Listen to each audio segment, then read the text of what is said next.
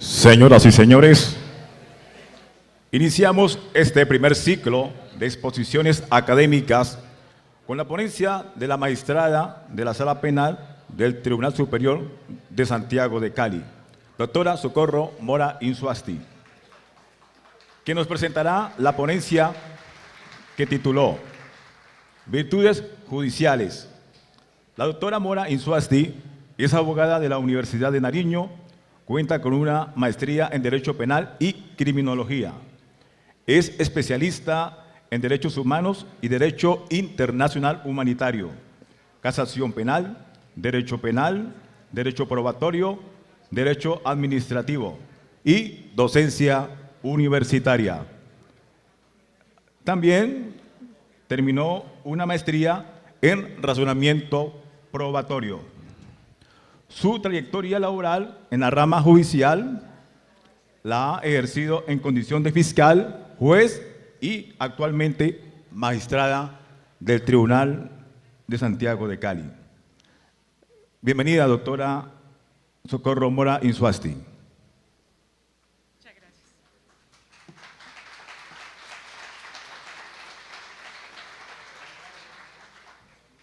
Muchas gracias por la presentación. Muy buenos días. Me complace estar aquí. Un saludo fraternal a todos mis colegas, a los jueces, fiscales, abogados, estudiantes, procuradores que nos acompañan. A todos en general, muchas gracias por su interés de estar hoy aquí compartiendo este espacio académico. Por supuesto, quiero felicitar a la doctora Ana Julieta por su poder de convocatoria que ha llenado este auditorio, al grupo de jueces y empleados que apoyan en esta organización y nos permiten estar acá, y extender mi felicitación al doctor Leosmar Benjamín Muñoz. Él es el autor intelectual de este encuentro. Hace ya 3 décadas él fue el encargado. Entonces, doctor, mi reconocimiento, mis felicitaciones. Debo hacer una aclaración previa. Utilizaré constantemente la palabra juez. Les pido por favor que interpreten de manera inclusiva. Me estoy refiriendo a la investidura que representa y en ella incluyo a los hombres y mujeres que tenemos el honor de ella. Muchos de ustedes estarán preguntando por el título de la presentación, las virtudes judiciales. Y la pregunta sobre todo, ¿en qué sentido cala ese título, esta temática, con el desarrollo del evento que está referenciado a la inteligencia artificial y el crimen organizado? Pero vamos a hablar estos 2 días de inteligencia artificial, de esa rama de la informática que se ocupa de la simulación del comportamiento humano, como decía el doctor Gerson, de esa expectativa o especulación futurista o mito de que la inteligencia artificial funciona de la misma manera que el cerebro humano y de que muy pronto las máquinas aprenderán autónomamente sin necesidad de la persona humana. Más aún, que las máquinas no tendrán ni los sesgos ni los prejuicios que nos identifican. Surge entonces la pregunta en este acelerado avance tecnológico: ¿puede un sistema de información, la inteligencia artificial, más allá de ser una prometedora herramienta de apoyo en la eficiencia y productividad de la actividad judicial, reemplazar al juez? Es la pregunta que nos estamos haciendo en todos los escenarios académicos del orden judicial. Como un insumo para responder esta pregunta, que seguro surgirá en el curso de estos 2 días en el auditorio, considero importante como un punto de partida poner de presente, como ya lo decía el presidente de la Corte, que el juez, para cumplir su función, además de todos los conocimientos e información que tal vez de mejor manera puede ordenar, sistematizar y articular un sistema, requiere de otros recursos, de otras herramientas, unas cualidades esencialmente humanas, las virtudes judiciales. Casi siempre nos convocamos en estos eventos para analizar el estado del arte.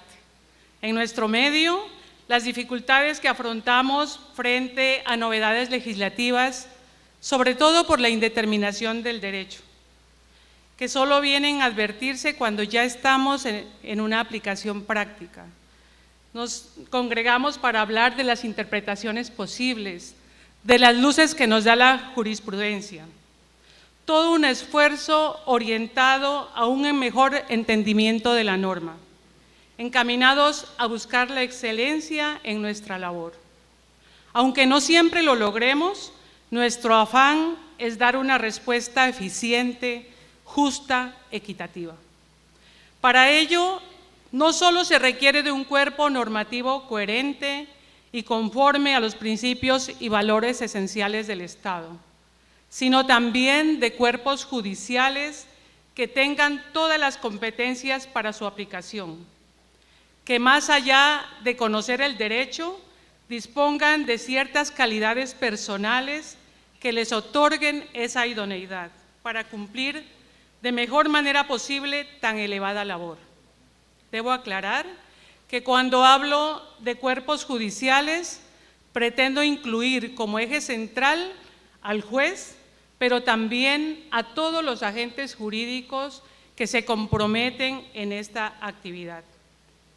Anticiparé entonces que un buen juez no es solo el que cumple con las normas, sino además el que se esfuerza de una manera constante por adquirir y potencializar unas virtudes personales que lo acompañen, que estén presentes e incidan positivamente en el desarrollo de su función, que formen parte de su ser individual y social, no solo en su rol funcional, sino también en su vida privada. Para ubicar la temática a desarrollar, es preciso decantar que está enmarcada dentro de la teoría ética, siendo necesario hacer referencia a la división que su análisis impone. La metaética, que se ocupa de las cuestiones filosóficas que subyacen en la teoría moral. La ética normativa, que se ocupa de los problemas morales sustantivos sobre lo que está moralmente prohibido. Y la ética aplicada, referida a la resolución de problemas morales particulares como la discriminación, la eutanasia, el aborto, la protección de animales, etcétera, etcétera. Justamente en la ética aplicada se inscribe la ética profesional, entendida como un área específica que se ocupa de los problemas morales prácticos que enfrentamos todos los profesionales. Los médicos, cuando plantean su objeción de conciencia ante la eutanasia o el aborto. Los periodistas respecto a revelar sus fuentes.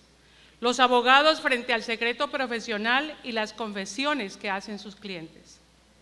Y es en el seno de la ética profesional donde se ubica la ética jurídica, estudiada desde la Ilustración a partir de dos modelos básicos, el consecuencialismo y el deontologismo.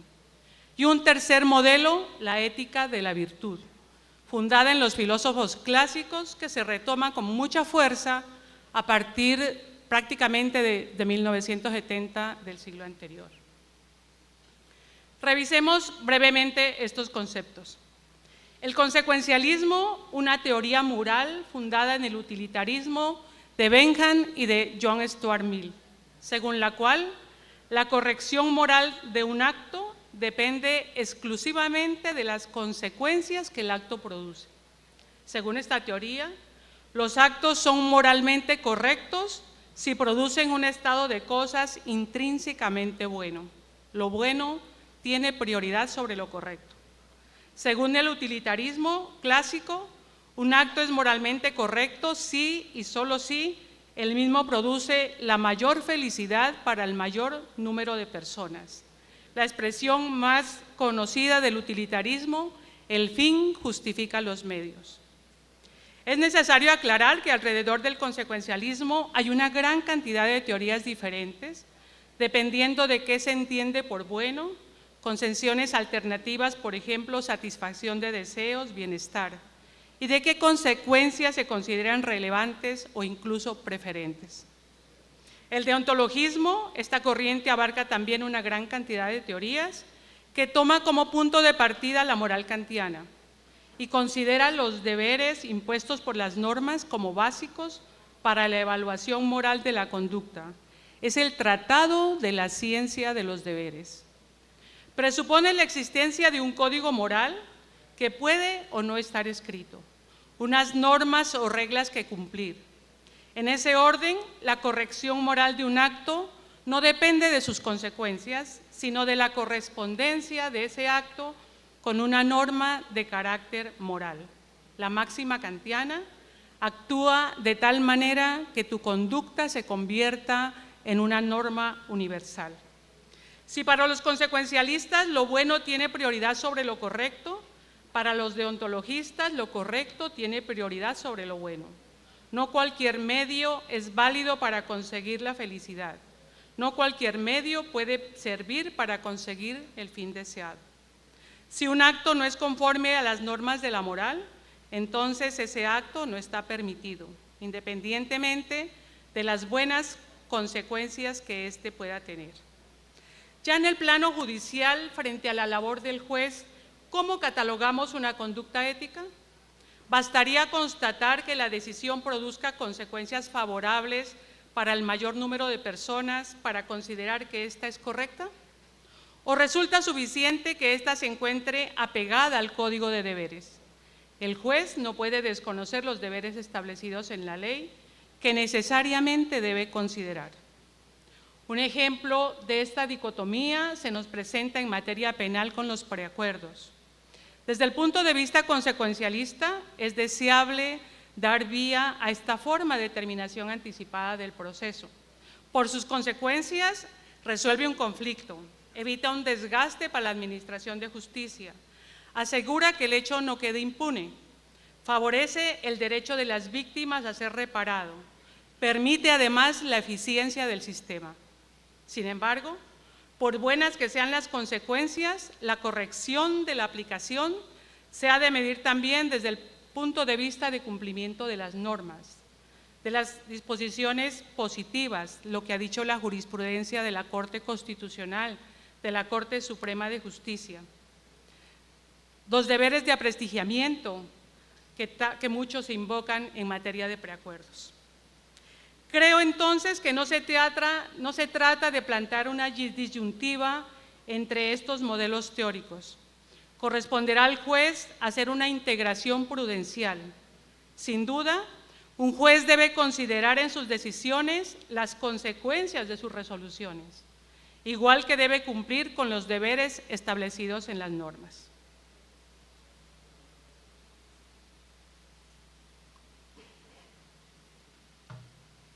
Dice Dworkin, el derecho no es una realidad terminada, sino una empresa inconclusa, y lo pone de presente Guastini al hablar de la vaguedad y la indeterminación de las normas y el margen de discrecionalidad que tenemos en la selección de la norma, en su interpretación, en la decantación de la premisa jurídica y de la premisa fáctica.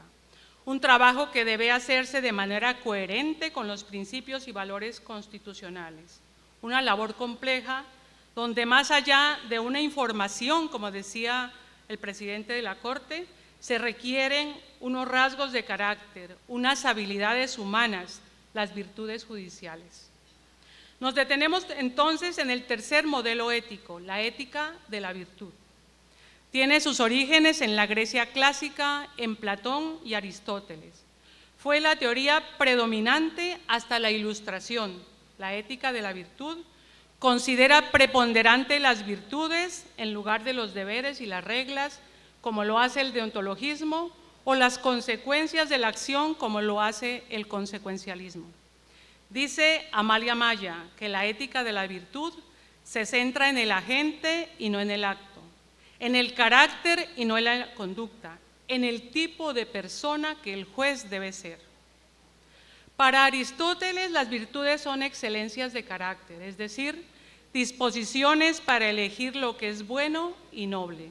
En ese orden, las virtudes, salvo la justicia, son términos medios situados entre dos vicios, el exceso y el defecto. Por ejemplo, la generosidad es el término medio entre la avaricia y el despilfarro. Una teoría ética que no está exenta de problemas, como la moralidad del rol, que surge cuando las obligaciones del rol entran en conflicto con las obligaciones morales generales. Por ejemplo, desde los principios morales generales, ¿cómo debe actuar un abogado a quien su cliente le confiesa que va a realizar un atentado grave contra la víctima? ¿Qué debe hacer éticamente el abogado? Si las virtudes profesionales son aquellos rasgos de carácter que ayudan a los distintos profesionales a alcanzar sus objetivos y fines de la profesión, ¿estas virtudes se complementan con las virtudes generales? ¿O son dos conjuntos de virtudes morales independientes o incluso opuestas entre sí? O como lo propone el profesor Atienza en una visión integrada, la ética es única y es última. En ese orden, las virtudes judiciales no serían un catálogo distinto de las virtudes morales generales. Nos preguntamos entonces, ¿qué rasgos de carácter se consideran virtudes judiciales? ¿Cuáles son los rasgos de carácter que debe poseer un buen juez? ¿Cuáles son las virtudes que debe poseer un juez para desempeñar su trabajo de manera excelente, para ser el mejor juez posible? Casi todos los autores coinciden en volver a los clásicos, volver a Aristóteles, para quien las virtudes son componentes de la buena vida, distinguiendo como virtudes cardinales la justicia, la templanza, la prudencia y la valentía. Rasgos de carácter que retoma Atienza cuando resalta como virtudes del juez la imparcialidad, la independencia y la motivación, que también encuentra su origen en las virtudes cardinales clásicas de la justicia, la fortaleza, la templanza y la sabiduría. En el mismo sentido, Amalia Amaya retoma las virtudes cardinales de Aristóteles y las reformula colocando al lado de la justicia, la independencia, la sobriedad, la sabiduría, la valentía. Adela Cortina, dedicada igualmente a este tema, destaca como virtudes judiciales la voluntad de hacer justicia, la equidad, la prudencia, la capacidad de comprender e interpretar correctamente los casos concretos, la independencia, entre otros. Para Har, las virtudes judiciales son especialmente importantes en la actividad judicial. Entre ellas, la imparcialidad y la neutralidad al examinar las alternativas que consideran los intereses de los afectados. Decidir con base razonada, dice Har, y llevar a efecto la ponderación y balance cuando hay bienes o valores en conflicto. El profesor Jorge Malén afirma que los jueces, para juzgar con acierto, deben ser sobrios, equilibrados, pacientes, trabajadores, respetuosos, con capacidad para escuchar los argumentos de las partes en el proceso y la habilidad suficiente para poder superar sus propias limitaciones personales. En su obra La vida privada de los jueces, Malén insiste en la dificultad de escindir la vida privada del juez de la función pública.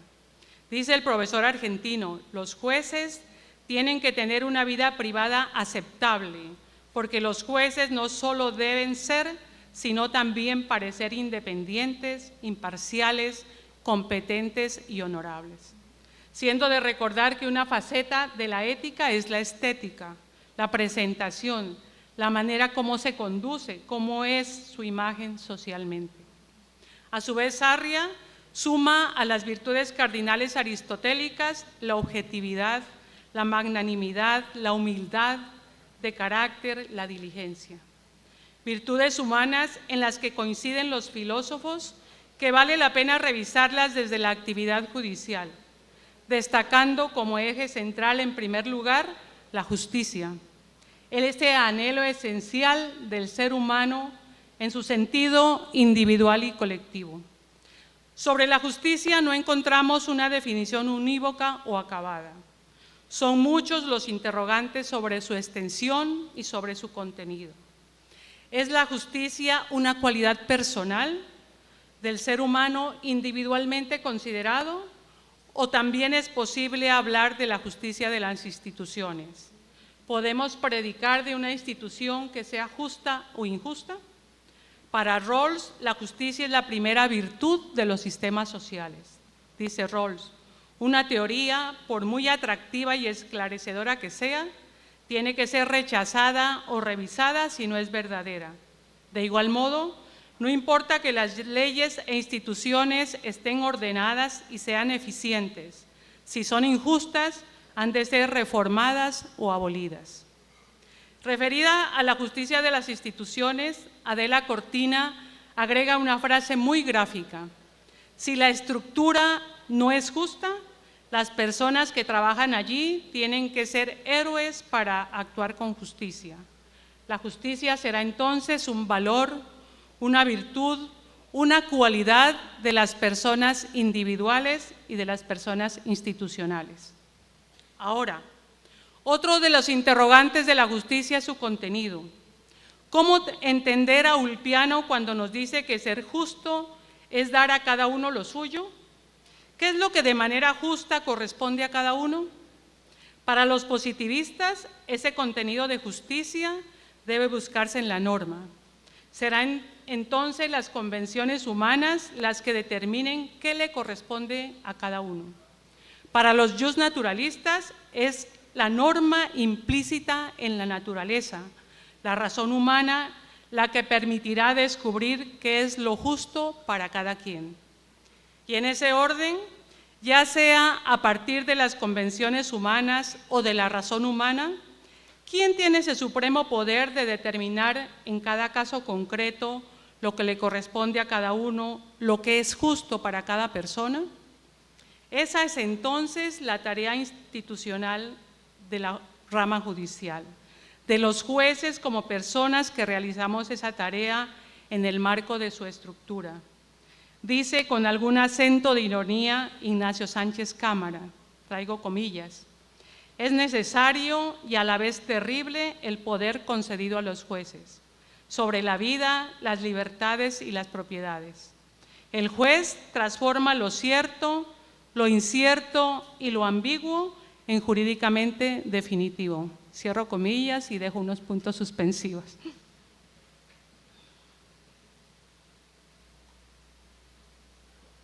En ese orden, la responsabilidad es enorme. La expectativa razonable es que los jueces tengamos la sabiduría suficiente para resolver los conflictos entre los ciudadanos y no pocas veces limitar el desvío o el desdén del Poder Ejecutivo. Qué elevada labor. Decirle al ciudadano que en su caso, eso que se declara lo que establece el derecho, es lo que establece el derecho y es lo justo. Que la imposición de una determinada pena es justa porque esa persona desconoció unos bienes que el Estado protege en favor de sus titulares. Un mensaje que en materia penal y desde la función de prevención general de la pena se envía a la sociedad para que conozca en qué términos una conducta es ilícita y será sancionada. Una decisión que, asumida en términos de justicia, valida no solo la institución judicial, sino la legitimidad misma del Estado. Afirma Cortina, decir lo que una sociedad tiene por correcto transmite la conciencia legal de una sociedad. Los ciudadanos van teniendo por justo lo que las leyes y sus intérpretes comunican que lo es. La actividad judicial es compleja. McCorney planteó el tema de los casos difíciles como excepciones, pero se asombraría al ver cómo la mayoría de nuestros casos penales son difíciles, por muchas razones, por razones jurídicas, por razones sociológicas, incluso creo por razones de formación. Tenemos gran dificultad en la determinación de la premisa fáctica y finalmente en su calificación. Sin embargo, allí donde el derecho parece ya insuficiente, surgen las virtudes judiciales para acompañar al juez, dotarlo de recursos especiales para culminar su labor, porque finalmente el juez tiene que decidir y para ello requiere de fortaleza, que para Aristóteles es actuar con ánimo firme e inconmovible, resistiendo la inequidad y la injusticia. Dice con acierto el profesor Sarria, la fortaleza parte de reconocer nuestra vulnerabilidad, el hecho de estar expuestos constantemente a sufrir un mal, afectado en nuestra integridad física y emocional por la defensa de un bien. Se es fuerte cuando, siendo consciente de ese riesgo, los jueces a toda costa defendemos el bien, la justicia y la verdad. El juez debe esforzarse por ser fuerte en su ejercicio, rechazando cualquier tipo de injerencia que le pueda hacer vacilar. La fortaleza ayuda a resistir el ataque de los vicios. Quien se ha mantenido firme en situaciones difíciles está mejor preparado para soportar otras que ofrecen problemas menores. Ahora, son muchos los peligros que acechan a un juez, incluso en su integridad y su vida. Sin embargo, es tal su compromiso que debe mantenerse firme en el cumplimiento de su deber. Un juez que posee la virtud de la fortaleza no estará pendiente de someter su decisión a evaluación de costos o beneficios personales. Su decisión no estará determinada por la expectativa de aprobación por parte de grupos de poder económico, político, de comunicación, de redes sociales, incluso de comunidades jurídicas, sobre todo cuando se decide sobre temáticas sensibles respecto de las que no se consiguen acuerdos sociales. Allí está el valor, en decidir a veces contra viento y marea, pero con criterios racionales y con humildad, sin buscar protagonismos, apoyado siempre en la prueba y en el derecho. Pero además, el juez debe estar acompañado de templanza o sobriedad, la virtud de aquel que tiene sus deseos en orden, aquel que controla sus impulsos a través de la razón. La adicción, por ejemplo, a ciertas sustancias o actividades, el alcoholismo, las drogas, los juegos de azar, la adicción a las redes sociales pueden perturbar la labor y la imagen de un juez. La templanza o la sobriedad también tiene una dimensión intelectual, dice Amaya, de aquel que no es impetuoso, que no se apresura a aceptar una determinada tesis, sino que evalúa las pruebas cuidadosamente antes de decidir. Examina los hechos, verifica su acreditación y estudia y selecciona cuidadosamente el derecho aplicable. Además, el juez debe ser imparcial, el juez que no permite que razones extrañas influyan en su postura. Toma decisiones con base en los hechos y en el derecho. Se esfuerza para que sus concepciones ideológicas, políticas o religiosas no perturben su razón al momento de decidir. Trabaja para ser consciente de sus sesgos, para reconocerlos y para controlarlos. La corrupción no es solo que intereses económicos corrompan la decisión.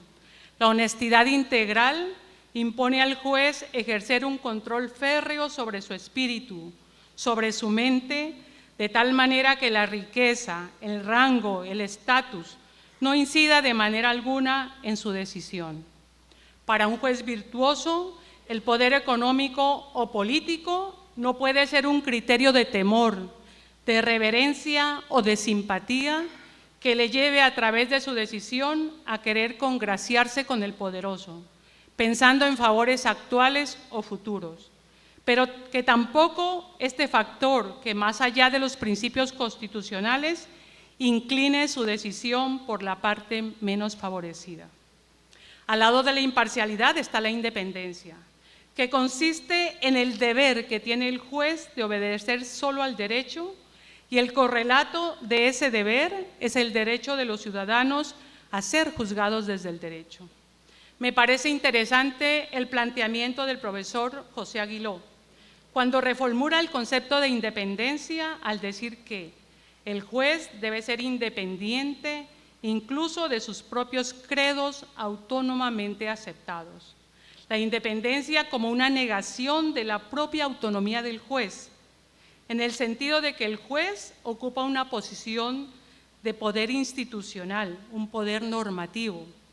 Entiendo entonces las palabras del profesor español como la negación de la autonomía irracional, de esa autonomía que raya en la arbitrariedad. Y he dejado a propósito para el final una de las virtudes fundamentales para un juez, la prudencia. Para Aristóteles, la prudencia es tanto una capacidad moral como una capacidad intelectual. Es el poder deliberar acertadamente sobre las cosas buenas y provechosas para el buen vivir general. Prudente es el que sabe deliberar y al mismo tiempo ver a lo lejos, prever a través de la incertidumbre de los sucesos, tener precaución y protección de las eventualidades que se puedan presentar. Ahora, la deliberación es nuestro ejercicio cotidiano.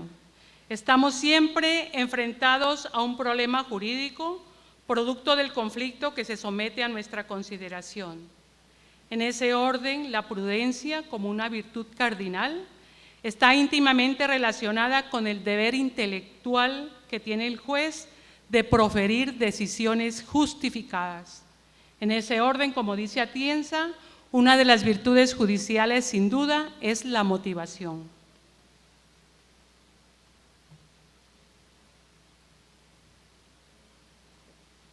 Esta virtud judicial es una herramienta a nuestro servicio. Nos puede guiar en nuestro deber de proferir decisiones fundamentadas y en esa medida cumple una labor epistémica. La honestidad intelectual del juez es alcanzar creencias justificadas a partir de las pruebas y las normas. Discernir las razones relevantes que apoyan su decisión y justificarlas en la sentencia, de una manera clara, en un lenguaje apropiado pero sencillo. El ego tendrá siempre la expectativa de que la comunidad jurídica nos aplauda por nuestra elocuencia. El lenguaje técnico y depurado, pero recordemos siempre que, sobre todo en materia penal, escribimos generalmente para el vecino del barrio, el señor de la tienda de la esquina, la señora que vende frutas en la calle. El afectado en uno o en otro sentido con nuestra decisión tiene que entendernos.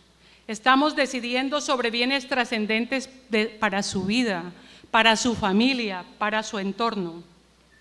Es un deber más que moral, un deber lógico, un deber de coherencia, detenernos en las particularidades concretas del caso, entender que más allá de citar la jurisprudencia y la doctrina, el juez debe decidir sobre el caso concreto, pero pensando también que no decidimos de manera aislada.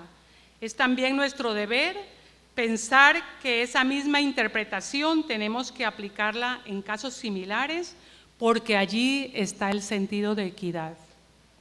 Como decíamos al inicio, buscar la excelencia en la actividad judicial no solo requiere de un cuerpo normativo coherente, sino de un cuerpo judicial que se funde en las normas, le importen las consecuencias, pero además disponga de unas condiciones personales especiales, unas virtudes que se pueden aprender.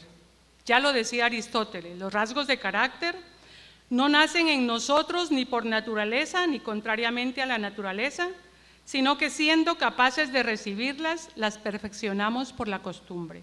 Hoy en día, la neurociencia le da la razón al filósofo eterno. Hoy se habla de que la neuroplasticidad del cerebro nos permite no solo aprender, sino cambiar nuestros patrones de pensamiento.